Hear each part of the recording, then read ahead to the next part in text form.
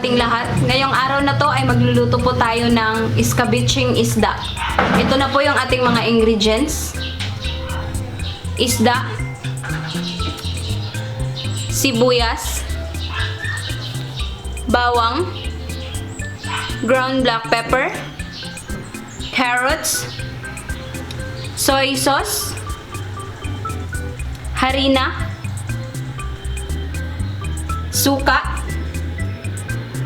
asin, red bell pepper, kamatis,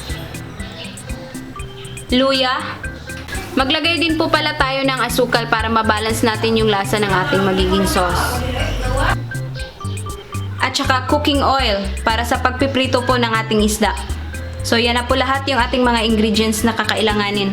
Una po natin gagawin ay piprituhin po muna natin yung ating isda. So yan, may nilagay na po ako na mantika sa ating kawali. Yan, hihintayin lang po natin yan na uminit para masimulan na po natin iprito yung ating isda.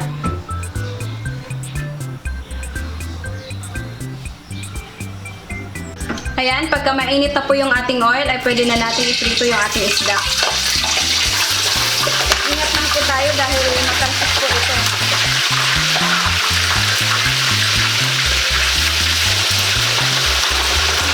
Kahit anong klaseng isda ay pwede nyo pong gamitin. Yan, ipapakita ko po mamaya pagkatapos nating maprito lahat yung ating isda. Ayun na po, naprito ko na po lahat yung ating isda. So ngayon ay simulan na po nating gawin yung magiging sauce niya. Ayan. Nagpapainit na po ako dito. So lalagyan natin ngayon ng oil, mantika or oil.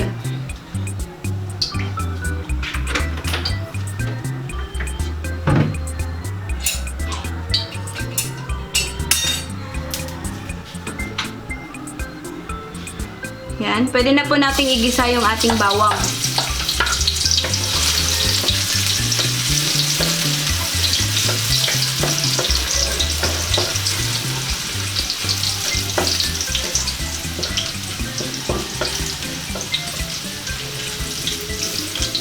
Pag medyo golden brown na po yung ating bawang, ay isunod po natin yung ating sibuyas.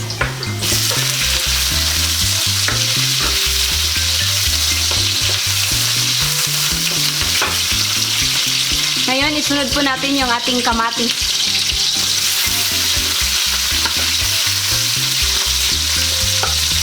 At saka luya.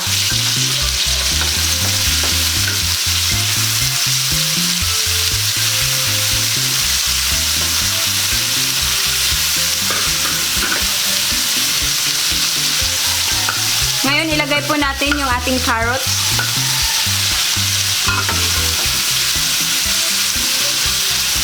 Hintayin lang po natin na medyo lumambot ng konti yung ating carrots. Yan. Tapos, isunod po natin yung ating red bell pepper.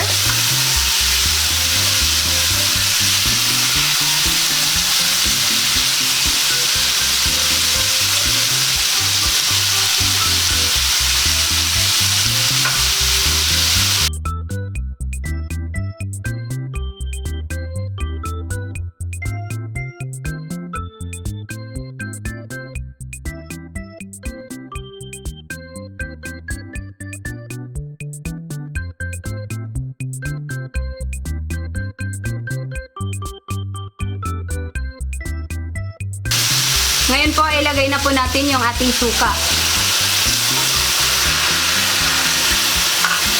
Yung suka natin, nasa mga 1/2 cup po yung dami niya.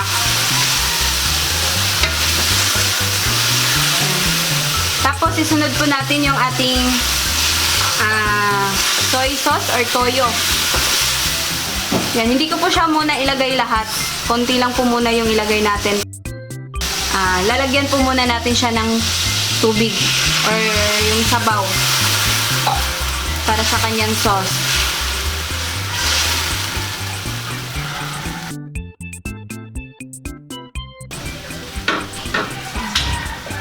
Ngayon, titimplahan po natin ng pamintang durog or yung ground black pepper. Yan. Kayo na po bahala kung gaano karami. Tansya-tansyahin nyo na lang po. Yan, tsaka asin. Yan, titikman-tikman nyo na lang po para malaman nyo po kung tama na po yung kanyang lasa. Yan, papakuluin po muna natin siya. Yan, hahayaan lang po muna natin.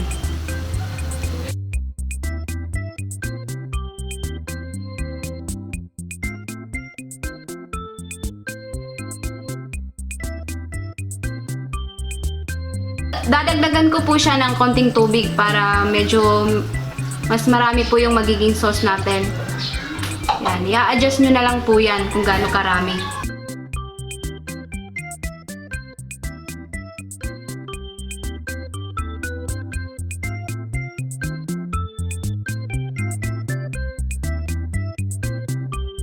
Tapos ngayon, meron po tayo ditong harina na dinilute natin sa tubig. So, yan po yung magiging pampalapot natin sa ating sauce. So, yan. Ilalagay na po natin. Tapos, hahaluin po natin siya. Yung apoy natin, nasa katamtamang init lang po. Huwag po masyadong malakas para hindi po siya masyadong lalapot.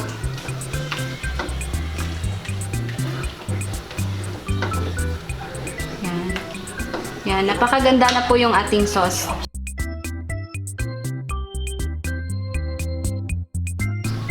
Yan po, pagka yung sauce natin ay medyo maputla pa po, pwede po kayong magdagdag ng toyo or soy sauce para medyo maganda po yung kanyang kulay. Yan.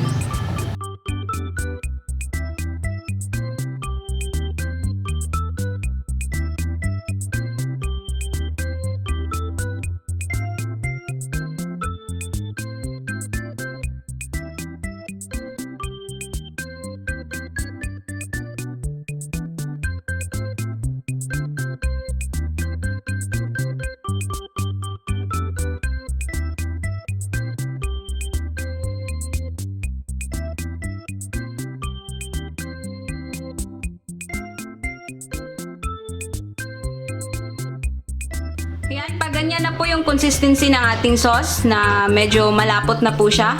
So, pwede na po nating ilagay yung ating naprito na isda.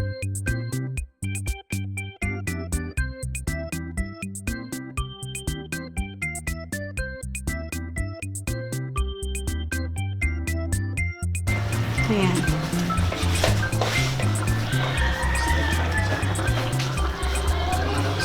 Ibababad po muna natin siya para yung ating sauce ay ma-absorb po ng isda at saka mas lalong sasarap po.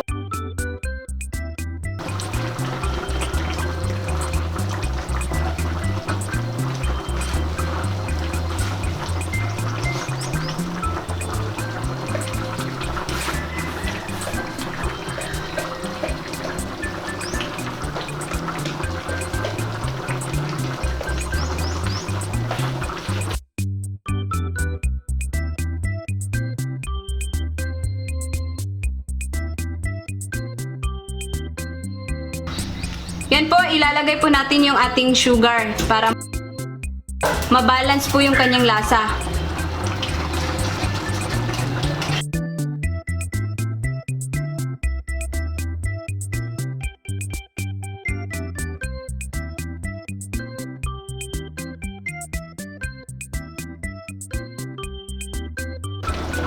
Ayan po, ready na po yung ating escabeching isda. So, hahanguin lang po namin para ma-serve na po natin. Ayan. Ayan na po yung ating escabeching isda. Luto na po. Sana po yung magustuhan nyo ang reseping ito. Maraming salamat po sa inyong panunood.